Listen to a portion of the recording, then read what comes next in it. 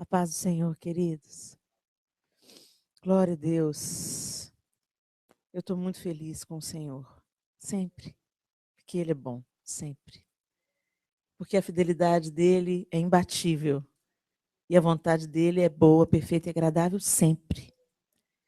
E Ele nos reuniu aqui nessa manhã com um propósito. E eu sei que quando Ele nos reúne com um propósito, Ele não nos dispensa de mãos vazias. Não é isso? Eu queria que, sem mais demoras, você abrisse a sua Bíblia comigo na carta de 2 Pedro, capítulo 1.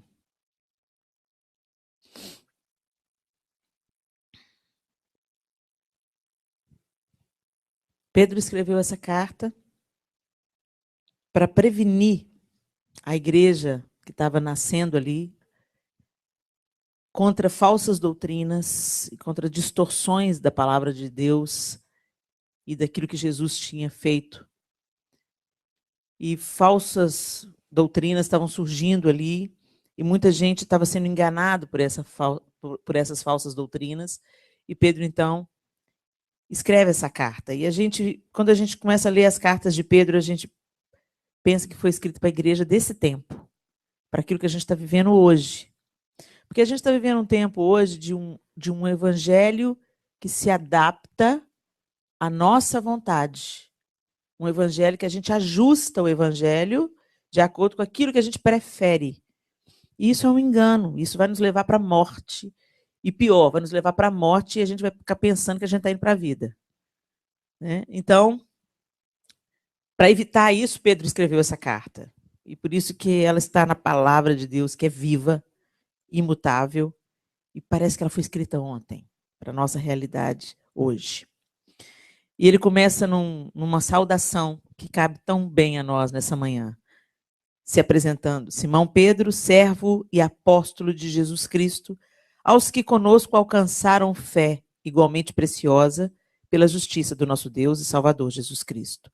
Graça e paz vos sejam multiplicadas pelo conhecimento de Deus e de Jesus nosso Senhor. Olha que interessante isso. Ele fala, graça e paz vos sejam multiplicadas. Pela minha palavra? Não. Pelo conhecimento de Deus e de Jesus nosso Senhor. É impossível a gente conhecer a Deus e não usufruir, não desfrutar de graça e paz. Não é? Visto como o seu divino poder nos deu tudo que diz respeito à vida e à piedade, e pelo conhecimento daquele que nos chamou pela sua glória e virtude, pelas quais ele nos tem dado grandíssimas e preciosas promessas, para que por elas fiqueis participante da natureza divina, havendo escapado da corrupção que pela concupiscência há no mundo. E vós também, pondo nisto mesmo toda a diligência, acrescentai à vossa fé a virtude, e a virtude, a ciência, e a ciência, a temperança, e a temperança, a paciência, e a paciência, a piedade, e a piedade, o amor fraternal, e ao amor fraternal, a caridade. Porque se em vós houver e abundarem estas coisas, não vos deixarão ociosos nem estéreis no conhecimento de nosso Senhor Jesus Cristo. Pois aquele em quem não há estas coisas é cego, nada vendo ao longe, havendo-se esquecido da purificação dos seus antigos pecados. Portanto, irmãos, procurai fazer cada vez mais firme a vossa vocação e eleição, porque fazendo isso, nunca jamais tropeçareis, porque assim vos será amplamente concedida a entrada no reino eterno de nosso Senhor e Salvador, Jesus Cristo. É tão interessante os passos que Pedro foi listando aqui. A gente um dia entregou nossa vida a Jesus. Um dia você percebeu que você precisava de Jesus na sua vida. Um dia você percebeu que faltava uma lacuna para ser preenchida e que essa lacuna só poderia ser preenchida pelo conhecimento de Deus. A sede da nossa alma. E todo ser humano tem essa sede. Só que está buscando preencher essa sede com outras coisas. E quebra a cara. Porque não tem nada que possa preencher o vazio existencial do homem, a não ser o seu Criador. Esse reencontro com o seu Criador, que foi providenciado pela cruz do Calvário. Nós havíamos sido separados e Jesus veio para promover reconciliação. Mas muitas pessoas não entendem isso. E vêm para a igreja, sentem aquela necessidade de Deus, querem Deus na vida, e até respondem positivamente a um convite a aceitarem a Jesus. E muita gente fala, você quer Jesus na sua vida? Aí as pessoas dizem, sim, eu quero Jesus na minha vida. Então faz uma oração comigo, que você recebe Jesus como seu Senhor e Salvador. Mas muita gente faz essa oração sem entender o que ela significa. Conversão não é mudar de igreja. Conversão não é parar de frequentar a igreja que você estava frequentando ou estava frequentando igreja nenhuma e passa a frequentar uma igreja evangélica. Isso não é conversão. Conversão é quando você entende o poder do evangelho de Jesus Cristo, entende o que Jesus Cristo veio fazer e você estava andando numa direção e você se volta para o Senhor. Você deixa de seguir o que você preferia, o que você estava tentando, a jornada que você estava andando para a porta larga. E aí você se encontra com Jesus e ele te convida, vamos para lá, que lá é a direção certa. E você fala, mas Senhor, lá é um caminho de negar a mim mesmo, lá é um caminho de morte para o meu ego, para o meu prazer. Lá é apertado. E Jesus fala, pois é, mas lá é o meu caminho. Quem quiser vir após mim, negue-se a si mesmo, tome a sua cruz e venha. Mas quando você entende quem é Deus, isso não é um sacrifício. Quando você entende quem é Deus, o sacrifício de Jesus, e principalmente o tamanho do amor de Deus, e tudo que a gente usufrui nele, todo o resto, que parecia tão bonito, tão legal, tão atraente, passa a ser repugnante. E é esse o problema das nossas igrejas hoje. As pessoas amam o pecado. Porque elas não entenderam o amor de Deus. Porque não tem jeito, gente, da gente se encontrar com esse Jesus, perceber o que ele fez e o amor de Deus para nos reconciliar com ele e continuar sentindo atração pelo pecado. Na verdade, a sua carne pode até querer, mas você entende esse amor e você entende tudo que flui de Deus e você vai falar, não, eu vou com o Senhor Jesus. Eu mudo, conversão, mudança de direção. Eu estava indo para lá, agora eu estou indo para lá. E à medida que a gente caminha com Jesus, aí ele vai nos transformando de dentro para fora. Mas o que acontece muito no nosso tempo? Nossas igrejas estão lotadas. No Brasil, nós temos mega igrejas. Aqui também é na América.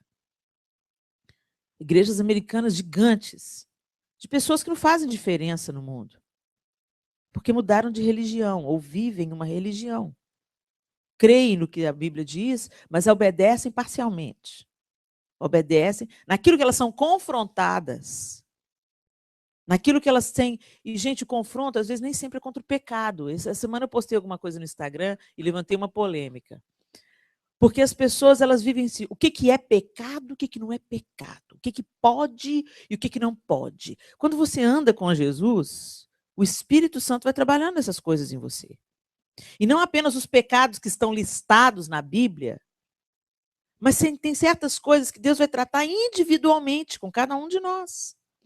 Tem certas coisas que a gente faz que oficialmente, vamos dizer assim, não é pecado, mas não te edificam. Não te tornam mais amoroso, mais compassivo e mais parecido com Jesus. Então, para que você vai ocupar um lugar na sua vida que pode ser ocupado com graça, bondade, misericórdia e todos os frutos do Espírito? Mas a gente sabe, a gente quer tomar um cafezinho com Deus e ter os benefícios de Deus, mas a gente não quer abrir mão do nosso prazer. E isso está gerando uma igreja não convertida, uma igreja religiosa, uma igreja que frequenta todos os cultos, que cantam as canções, que dá o dízimo e a oferta, mas que na vida, no dia a dia, na vida, na faculdade, no trabalho, nas decisões financeiras, nas decisões de negócios, não florescem Jesus, não manifestam Jesus, não transbordam Jesus. Os relacionamentos interpessoais são cheios de falsidade, de fofoca, de maledicência. Isso não glorifica a Deus. As igrejas muitas vezes ficam divididas e competindo entre elas, ao passo que nós somos um só corpo. Ah, tem um evento aqui, então eu vou criar um evento para concorrer, para minha ovelha não ir lá. Pastores e líderes são mordomos do Senhor. A igreja é do Senhor. A igreja não é de homem nenhum. Ele levantou pastores e líderes segundo o seu coração para cuidar do rebanho, mas muitos têm se corrompido. E quando você vai, e às vezes os pastores e líderes, eles nem, eu não estou dizendo aqui que eles são maldosos, que eles são abusivos de autoridade, porque querem ser, mas muitos entram pelo caminho da dependência do rebanho, não da dependência de Deus. Não, porque se fulano for visitar aquela outra igreja, ele pode gostar e ficar lá na outra igreja, e aí o meu dízimo vai diminuir, e aí como é que eu vou me sustentar nesse país? Só que nossa provisão vem do Senhor. Nossa provisão vem do Senhor. E o Senhor é o meu pastor, e nada me faltará. Então as pessoas estão perdendo a confiança em Deus. Existem pastores que estão precisando se converter. E a gente tem que repensar que tipo de cristianismo a gente está vivendo. Porque às vezes você tem um coração joia. Você ama Deus. Mas será que você está vivendo a vontade dele? Ou você está vivendo um engodo que você chama de cristianismo? Você gosta das canções, você gosta das músicas, você se sente assim, sabe, tocado, é gostoso. Mas isso não está produzindo fruto na sua vida. Então isso não é conversão. A gente não pode fazer da igreja, do Senhor, um clube social. E aí, o apóstolo Pedro estava vivendo, ali naquela época, nas proporções daquela época, problemas parecidos. Gente torcendo a verdade de Deus. Gente querendo acrescentar coisas ao evangelho. O evangelho continua o mesmo, gente. Jesus não mudou. A porta não foi reformada, ela continua estreita. E apertado o caminho. Mas quando a gente entende, eu custei tanto a entender que quando eu fiquei muitos anos na igreja sem nascer de novo, né? Ontem eu compartilhei um pouco com as meninas. E um dia a ficha caiu. Quem achar a sua vida, perdê-la-á. E quem perder a vida por amor de mim, a encontrará. Eu sempre, porque quando eu era adolescente, a gente sempre ouvia muito sobre as perseguições que os cristãos já sofriam em algumas partes do mundo e aquelas que nós viríamos a sofrer. Então eu falava, quem perder a vida por amor de mim? Aí eu pensava que alguém ia chegar com uma metralhadora, ia falar assim, nega Jesus, igual está acontecendo no Oriente Médio. Senão você vai ser degolado, senão você vai ser morto. E eu vou falar, não nego meu Jesus, eu amo meu Jesus e vou morrer por amor do Senhor. E aí eu vou para o céu. É linda essa visão, né? Apavorante, mas glamurosa, né? Vou morrer como mártir do evangelho, né? Lindo. Só que não é mais simples e mais difícil. Quem perder a vida por amor de mim. Sabe aquilo que os colegas falam? Vamos para balada. Não, vou para a igreja. Que é isso, cara? Que é isso? Você está perdendo a sua vida. Você está desperdiçando a sua vida. Ele que pensa. Ele que pensa. Quando parece que a gente está perdendo, aí é que a gente está ganhando. E é fácil a gente vislumbrar isso quando a gente vê Jesus na cruz. Não parecia que ele estava perdendo? Quando eu era criança, assistia os filmes de Jesus de Nazaré, chegava nessa parte de Jesus sendo crucificado, eu chorava, falava, por que Deus Pai deixou? Por que eles mataram? Barrabás, pega Barrabás! Eu queria matar Barrabás, eu queria matar Judas.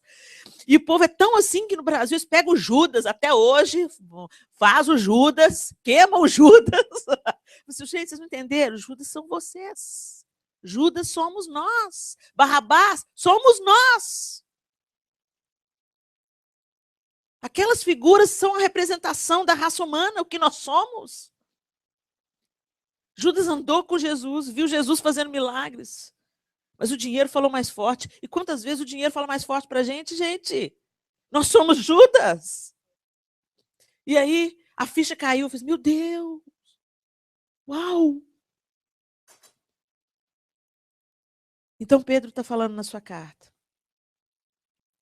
Você tem que pôr a sua diligência.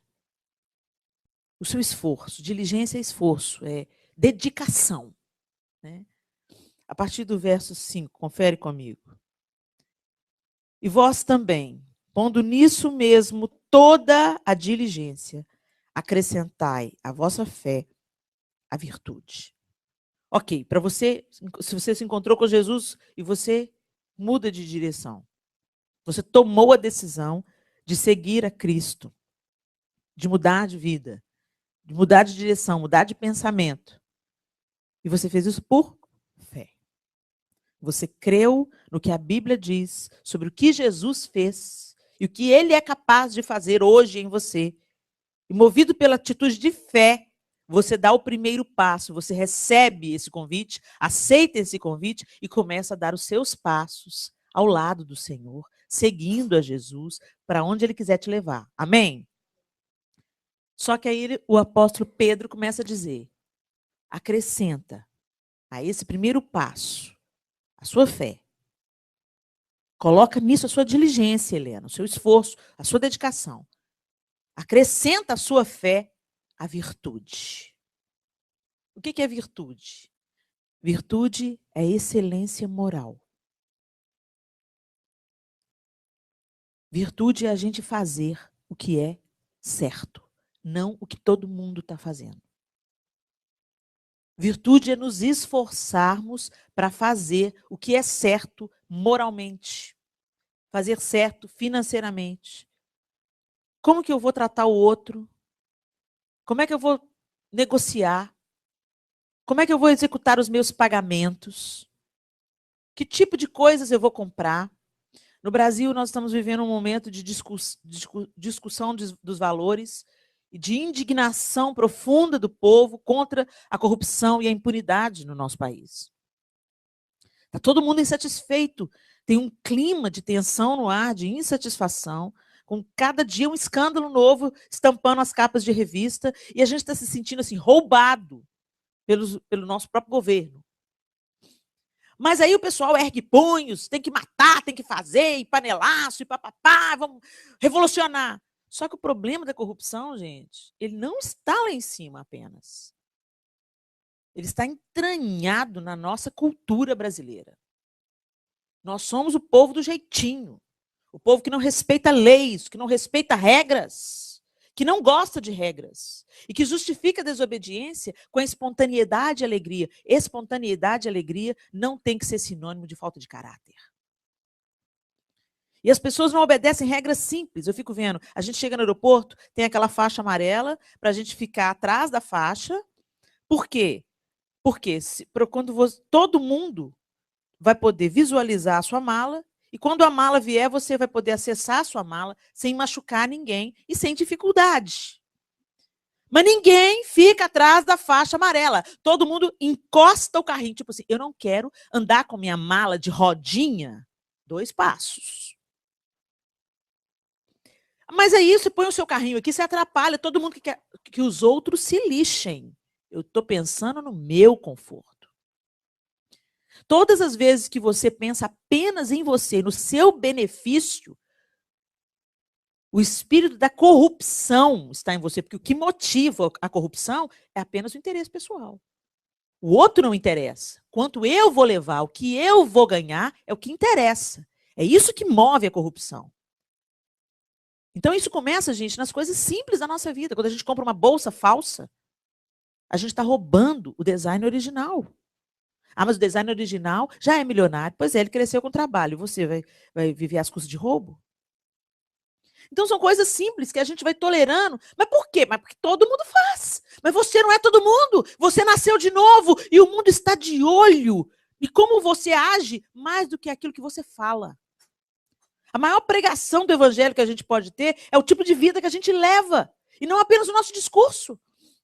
E a igreja está perdendo totalmente a sua credibilidade, porque as pessoas estão percebendo um discurso diferente da vida. E uma vida diferente da palavra de Deus.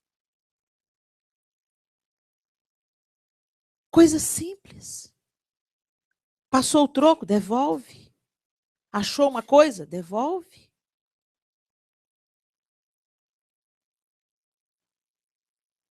Deu a palavra, cumpra. Comprou uma coisa, pague. Mas o dinheiro não entrou, Helena. Aprenda, não faça de novo dívidas, não conte com o ovo dentro da galinha, mas vai lá explicar para a pessoa, se desculpar com ela. Tem mulher que não vai na igreja, porque está devendo Mary Kay para a irmã. Ai, não vou não, porque o dinheiro não entrou.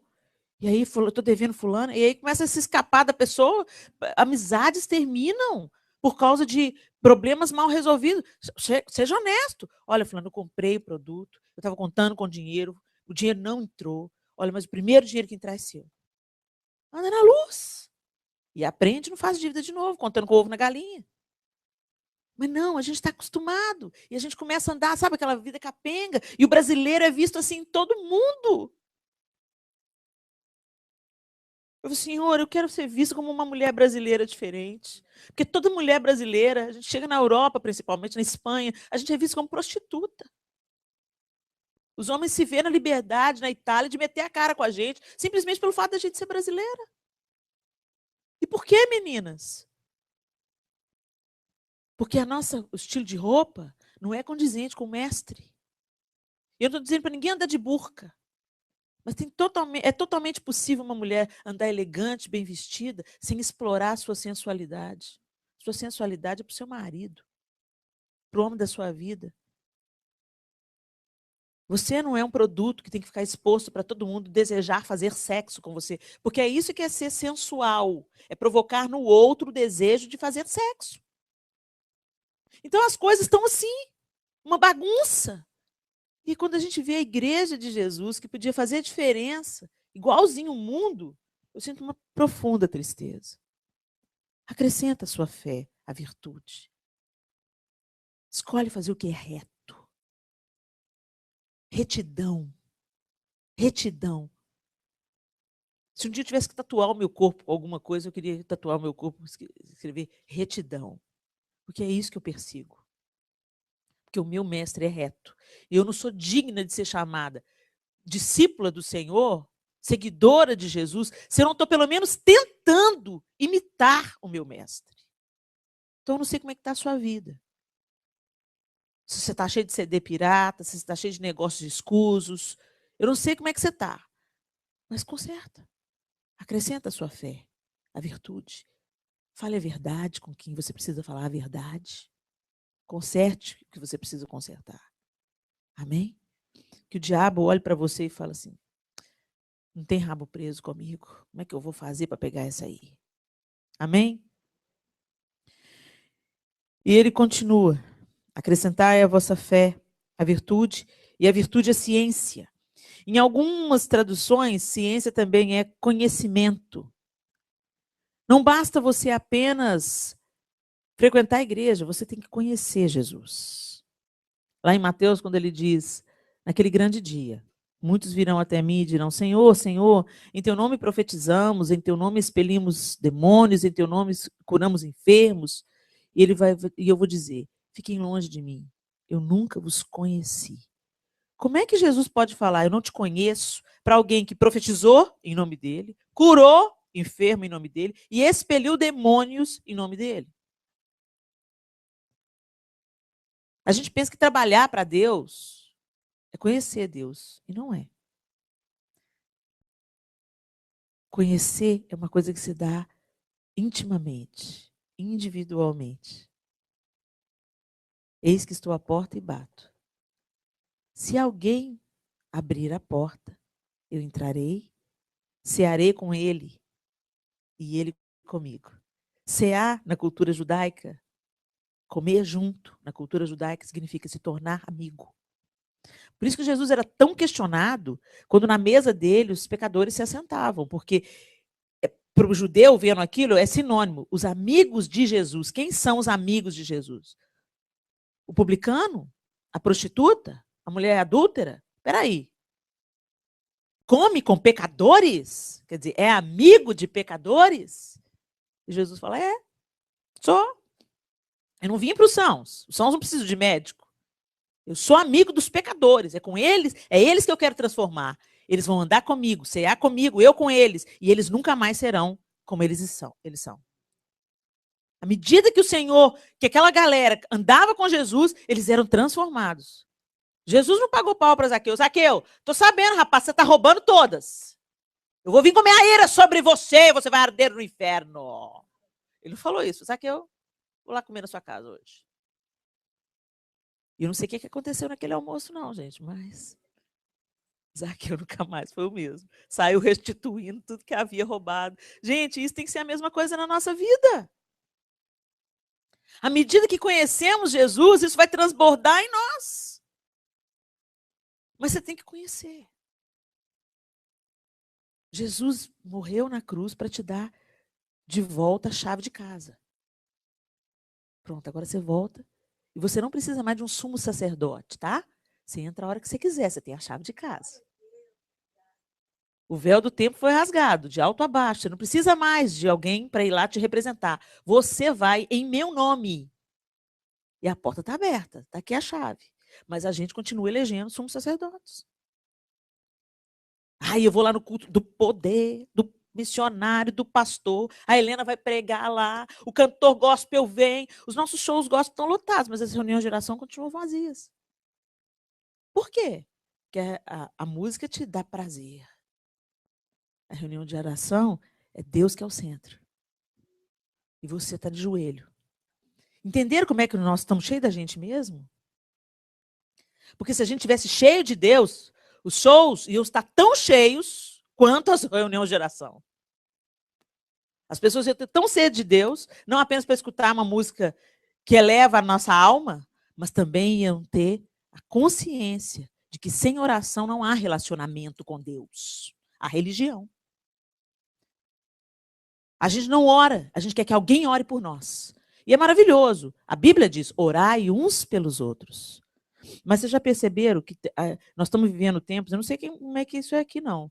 Mas por onde eu passo, o pessoal está fazendo do pastor, do profeta, pai de santo.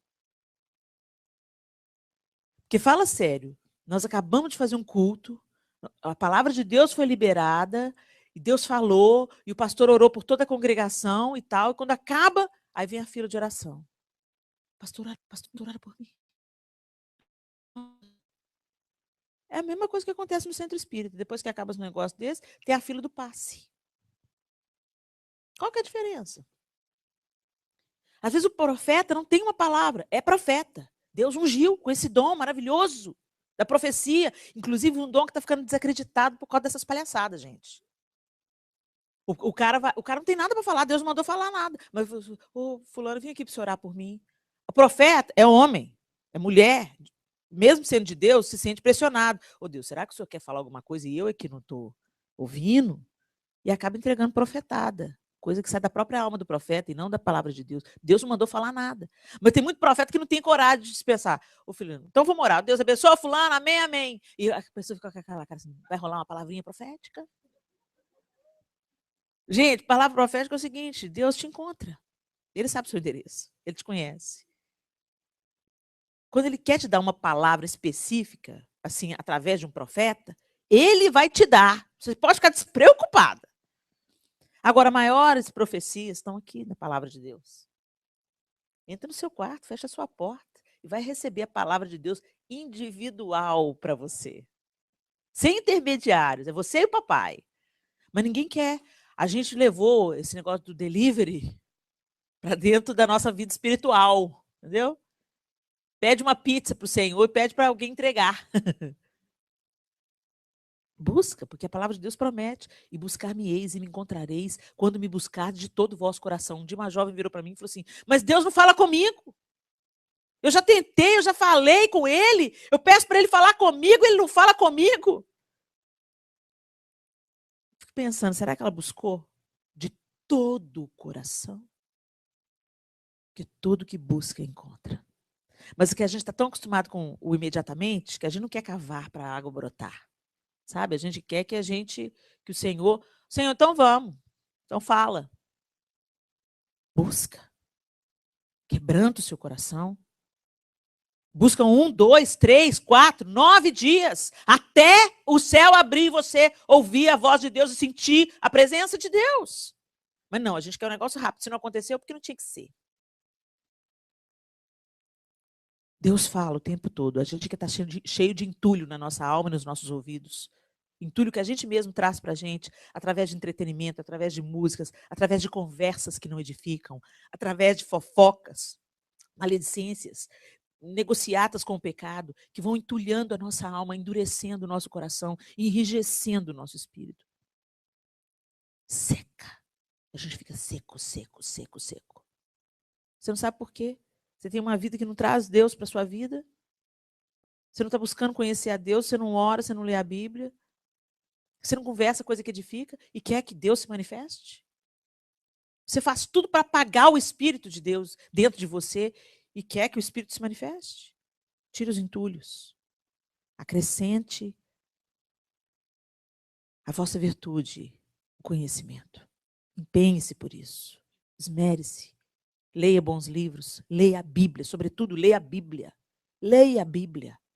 Estude a Bíblia.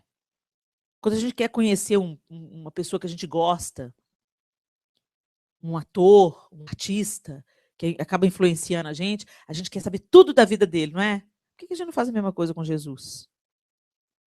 Vai estudar o seu rei.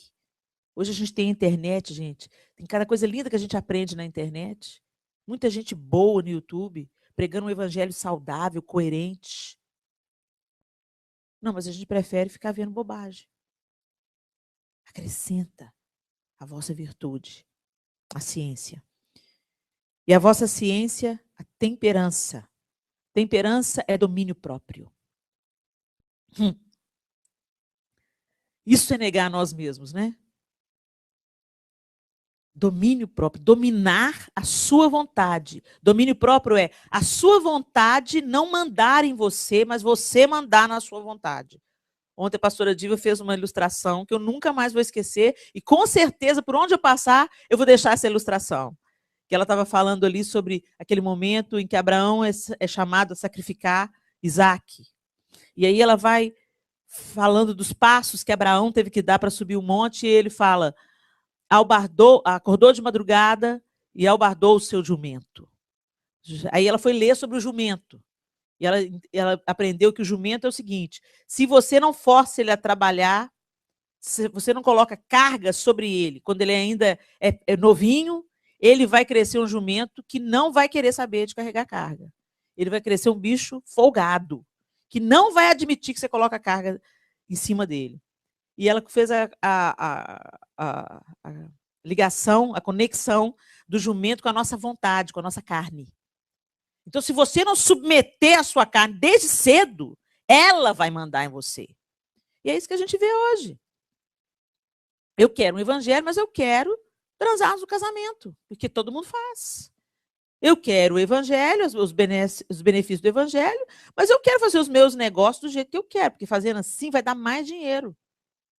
Eu vou ganhar mais aqui. Então, para que Jesus tem que entrar nisso? Jesus fica lá na igreja. Jesus me entende. Ele me ama. E o amor dele é incondicional. Ô, gente, essa palavra vai trazer muita ruína para nós. Porque o amor de Deus é incondicional, sim. Mas o amor de Deus também é justo. Um pai que ama o filho, corrige o filho que ama. O pai que realmente ama o filho, não fica só, ô, filhinho, querido. Não, tem correia para filho que a gente ama muito. Eu amo meus filhos profundamente. Eu morreria por qualquer um dos 4.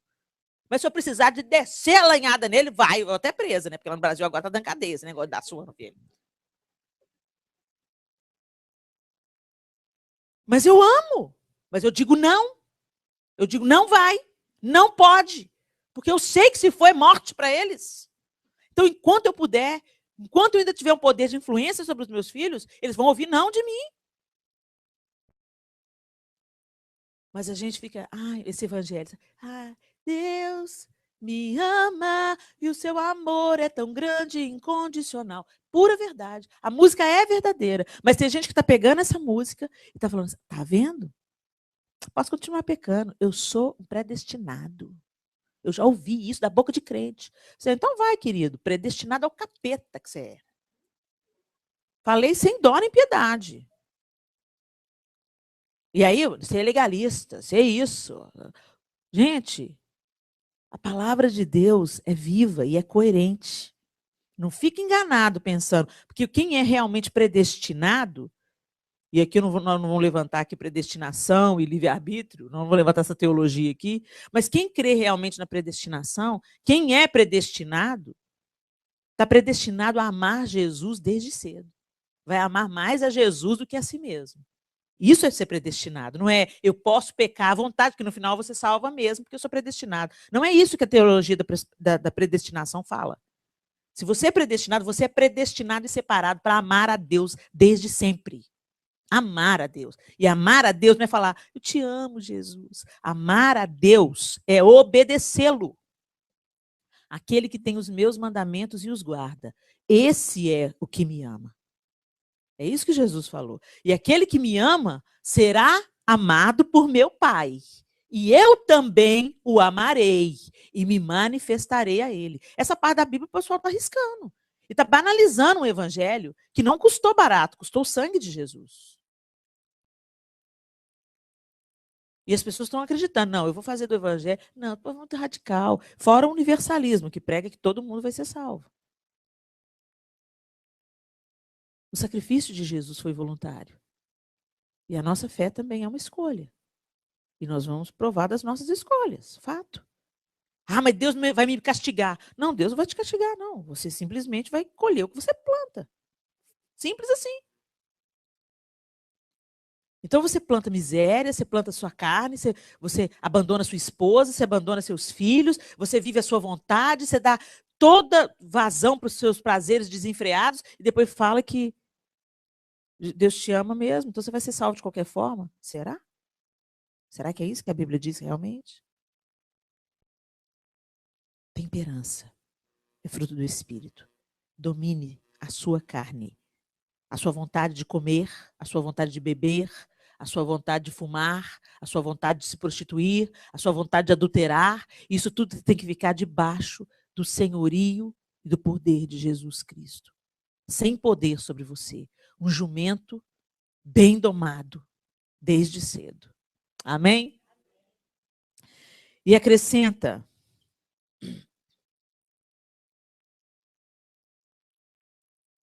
Desculpa, gente, eu perdi aqui. A temperança, a paciência. A paciência é perseverança. Todo mundo está desistindo e você finca o pé. Não é aqui mesmo que eu vou ficar. Ah, mas a igreja esvaziou. Mas então tem eu. Não esvaziou, não. Estou aqui. Ah, mas o casamento está ruim. Está ruim, mas eu estou aqui. Não vou abrir mão dele, não. Ah, mas os meus filhos estão dando muito trabalho, está todo mundo. Mas eu estou aqui de joelhos. Ontem também o pastor falou sobre isso. Não abra mão das suas armas. Não deixe as suas armas. Continue, persevere. Não, mas Helena, já estou nessa luta tem 9 anos. Continue. Jesus veio para morrer, apresentar o Deus como Pai à raça humana, morrer e ressuscitar no terceiro dia. Ele podia ter feito isso em 2 meses? Podia. Ele ficou 30 anos vivendo no anonimato. E em 3 anos ele cumpriu o ministério dele. 30 anos, o Filho de Deus ficou nos observando. Sendo filho, sendo primo, sendo irmão. Por isso, quando ele se levantou, falando que aquela palavra de Isaías havia se cumprido sobre ele, vão matar ele agora. Esse garoto está com a gente aqui desde que nasceu. Joga pedra no rio com a gente, nada pelado no rio com a gente, agora vem dizer que é filho de Deus? Que essa palavra está se cumprindo nele? Vocês já pensaram nisso, gente? Vocês nunca pensaram, né? Eu viajo na maionese, eu entro na Bíblia assim, eu fico lá. Porque eles eram igualzinho a gente, com algumas nuances culturais, mas a gente esquece que Jesus foi menino. Embora ele estivesse 12 anos ensinando ali no templo e os sábios se maravilhando dele, ele era criança. Tanto é que, imagina Maria, gente, quando ela viu esse menino, já tinha 2 dias de viagem, não sei, quando eles perceberam a falta de Jesus. Então você imagina, se tinha 2 dias de viagem, o menino era conversado que dói. Devia estar no meio dos... E ela, Maria, devia estar pensando, tá com uma molecada, tá aí brincando. Mas aí, cadê Jesus que não veio comer? Cadê Jesus? Você viu Jesus por aí? Não, não vi Jesus. Você viu Jesus? Não, não vi Jesus. Você viu Jesus? Não, não vi Jesus. Cadê Jesus? Imagina o apavoramento de Maria. Mãe, a gente perde o filho na praia. 2 minutos sai da nossa vista. Você quer arrancar os cabelos. Aí você imagina o que Maria passou. Vão voltar desesperados. Na hora que ela encontrou Jesus no templo ensinando, se Maria era uma mulher como ela queria dar umas bifas nele. Que a gente morre de preocupação, mas na hora que a gente encontra o menino, como é que você fez isso comigo? Né? E eu fico imaginando Jesus ali na humanidade dele, aprendendo o ofício do pai. Pai, como é que lixa isso aí? O filme Paixão de Cristo mostra, né, Jesus construindo uma mesa e falando para Maria, olha, uma mesa alta. E ela falando, isso não vai pegar. Vocês lembram dessa cena no filme? A Paixão de Cristo, Jesus construiu uma mesa de pernas longas, porque naquela época as mesas eram baixas, as pessoas sentavam no chão. E ela olha para a mesa e fala, Maria olha para ele, não, isso não vai pegar. O diretor ele captou com uma mestria na hora que Maria vê Jesus caindo com a cruz, ela lembra da criancinha. A gente esquece da humanidade dos personagens bíblicos, gente. A gente esquece que eles eram gente como a gente. Naquela hora era o bebê dela sendo crucificado. Porque a gente que é mãe, a gente vai ver os nossos filhos sempre como bebês. A gente não quer permanecer, a gente não quer perseverar. Principalmente nesse século que diz, descarta, a fila anda. Fica firme. Fica firme. Jesus esperou 30 anos para começar a cumprir o seu ministério e começou indo no deserto, grande estreia. A gente não quer esperar. Eu vejo menino de 17 anos falando, eu tô velho pro meu chamado. Dá vontade de dar umas bifas no menino. Acorda pra vida, rapaz. Você tem 17 anos, bebê.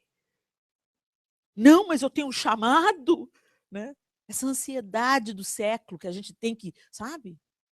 Esses sonhos megalomaníacos, sabe? Eu tenho que falar para a multidão, eu tenho que vender milhões de CDs, eu serei um grande avivalista. Tem gente que está fazendo uma bagunça no inferno que ninguém nem sabe o nome dele. Eu não quero ser conhecida na terra, eu quero ser conhecida no inferno. Eu quero que o inferno fale assim, não acredito que aquela mulher acordou de novo. Eu acredito que o lado de cima deu mais um dia de vida para essa aí, essa fulana, que fica atazanando as nossas ideias. É isso que eu quero. Eu quero incomodar o inferno, eu quero saquear o inferno. Mas será que é isso que a gente está buscando?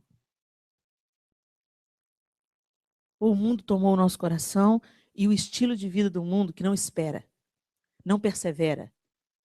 Eu vou ficar naquela igreja ali. Ah, aquela igreja tão boa. Aí acontece um problema. Ah, não vou para essa não, vou para a outra. Gente, não existe igreja perfeita. Nenhuma igreja tem todas as coisas que você quer dela. Nenhuma. Inclusive porque você está nela, ela não é perfeita. A minha igreja não é perfeita e eu faço parte dela. Então eu sei que eu faço parte disso também. Igreja é uma reunião de pessoas imperfeitas. Perfeito aqui é só o dono dela. E é nessa nossa imperfeição, sabe, que um vai lixando o outro. Que maravilha. Tem lugar melhor para você aprender a ser crente do que na igreja. Ali você vai exercitar o amor, a paciência, a perseverança, a graça, o resolver problemas, perdoar, pedir perdão. Tem melhor lugar da igreja que a igreja para fazer isso. Mas a gente compara a igreja a um restaurante. Ah, se aqui não tem o que eu quero, vou mudar de cardápio. E ali você não é treinado, você não é forjado como cristão. Porque você não quer perseverar. E se você não persevera na igreja, você vai perseverar no casamento? Você vai perseverar fiel nos dias de crise? Você vai perseverar dizimista quando a grana estiver curta? Acrescenta ao seu domínio próprio a perseverança. Aguenta firme, fica até o fim, porque o nosso mestre ficou até o fim. Amém? E a perseverança? Me ajuda aí, gente. 6, 7. Não, é a paciência, a perseverança, que eu falei que é a perseverança, a piedade. Piedade é misericórdia. Você foi alcançado pela misericórdia? Eu também. Todos os dias elas se renovam sobre mim e sobre você. Então nós temos que ser os mais misericordiosos, porque todos os dias a misericórdia vem nos beijar. E o misericordioso é aquele que olha para o outro do jeito que foi olhado pelo Senhor. Tem alguém que você ama muito, que está vivendo no pecado? Olha para essa pessoa como Jesus olhou para a mulher adúltera. Esse episódio também nunca me sai da cabeça. Aquela mulher sendo trazida, arrastada pelas ruas. Devia estar seminua, porque ela foi pega em flagrante adultério. Então eles queriam dar uma ênfase nisso, né? Agora eu quero ver como é que o mestre vai resolver essa parada. Pegaram ela da cama do jeito que ela estava em adultério. Então imagina que ela estava seminua, talvez com umas cobertas, enrolada em umas cobertas, descabelada, envergonhada e apavorada, porque ela sabia que a paga daquele crime era o apedrejamento. Morrer apedrada, você já pensou? E eles jogam ela diante do mestre. Ela foi pega em flagrante de adultério. E Jesus olhou para ela. Ok? Tá dando para ver. Então pode começar. Quem não tiver pecado, pode julgar a primeira. Você tem seus pecados? Aqueles que você tem que brigar com eles todo dia. Eu tenho os meus. Aquela coisa que sempre está ali te atormentando. E que você tem que pôr carga em cima dela para ela não te dominar. Você lida com seus fracassos. Quando você, querendo fazer o bem, você faz o mal. Eu lido com os meus fracassos. É horrível. Pisar na bola é ruim demais. Então, como é que eu, que lido com as minhas vulnerabilidades, vou tratar com rigidez religiosa alguém que às vezes nem conhece o Jesus que eu conheço? Eu conhecendo a Jesus, eu fraquejo. E quem nunca o encontrou? Será que a gente tem olhado para o pecador com um olho piedoso?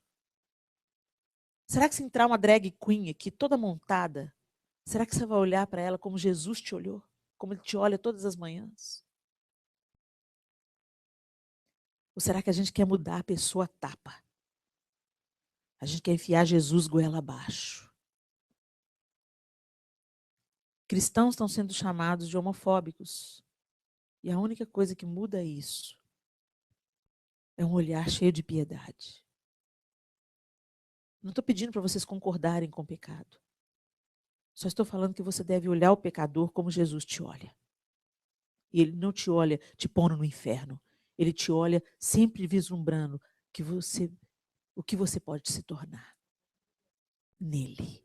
Pelo poder dele, pelo poder transformador dele. A igreja não tem o papel de convencer o homem da justiça, do pecado e do juízo. Quem tem esse papel é o Espírito Santo de Deus. Quem transforma o homem é o Espírito Santo, não é a igreja. O papel da igreja é anunciar as boas novas e amar.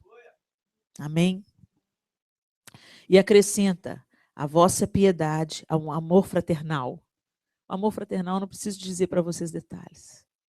Quem tem irmão de sangue aí sabe. A gente desce o braço neles. Mas se alguém de fora vir descer o braço neles, a gente entra na briga.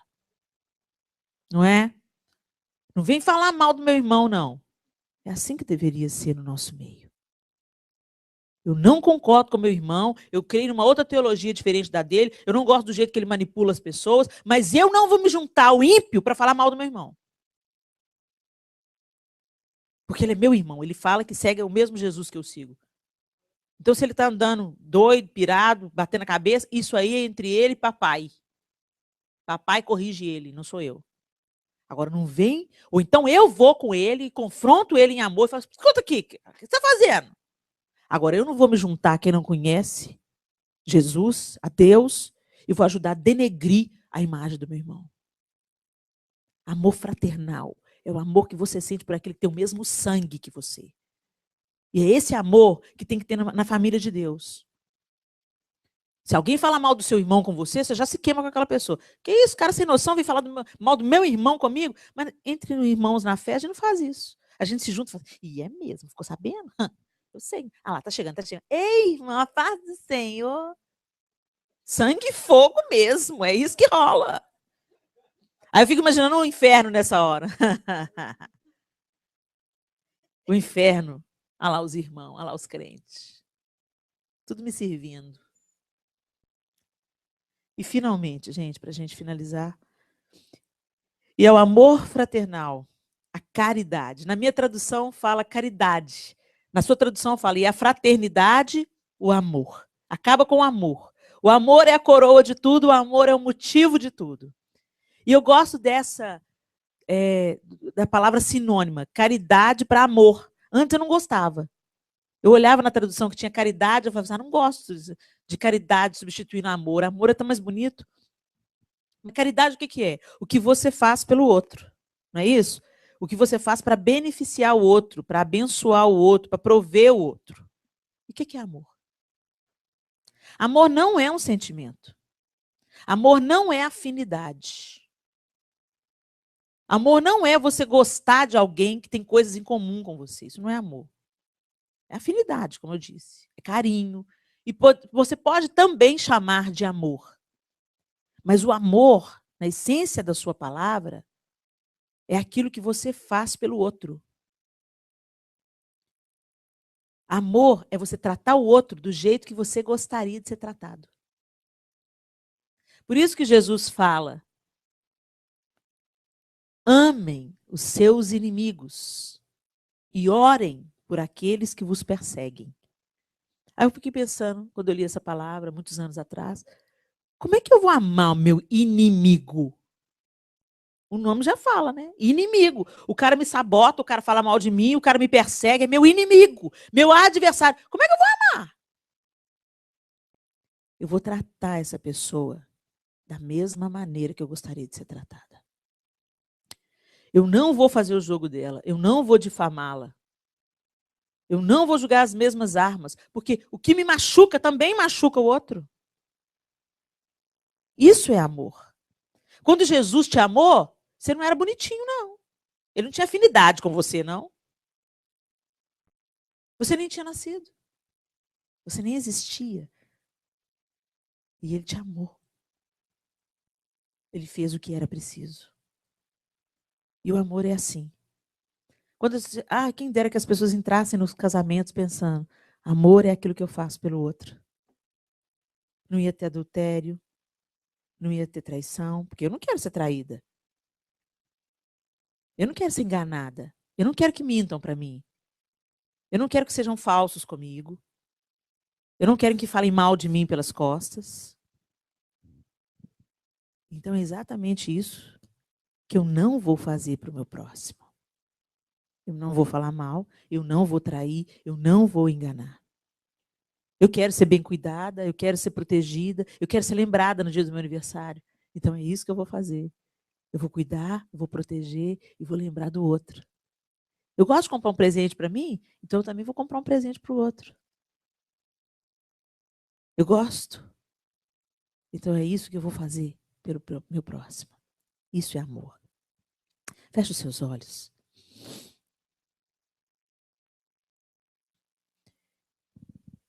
E o apóstolo Pedro deixa uma orientação e uma exortação. Se essas coisas não existirem em você, você está cego. É isso que a palavra fala. E eu quero deixar esses últimos versículos para a sua reflexão. Porque se em vós houver e abundarem essas coisas, não vos deixarão ociosos nem estéreis no conhecimento de nosso Senhor Jesus Cristo. Ou seja, se você se aplicar diligentemente e acrescentar à vossa fé a virtude, o conhecimento ao domínio próprio, o domínio próprio a perseverança a piedade, a piedade o amor fraternal e ao amor fraternal a caridade, vocês não estarão infrutíferos, estéreis, mas vocês vão florescer no conhecimento de nosso Senhor Jesus Cristo. Pois aquele em quem há essas coisas, não há essas coisas, é cego, nada havendo ao longe, havendo se esquecido da purificação dos seus antigos pecados. Portanto, irmãos, procurai fazer cada vez mais firme a vossa vocação e eleição. Porque fazendo isso, nunca, jamais tropeçareis.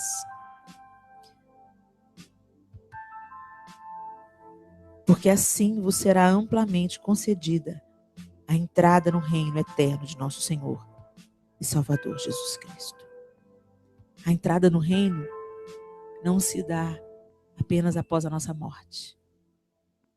Deus quer que a gente reine hoje aqui. Estabeleça o reino dele através das nossas vidas. O reino de Deus está dentro de você e ele precisa transbordar. Que o reino do Senhor venha através de você. Que você tenha entrada no reino do Senhor. Não se conforme com a religião.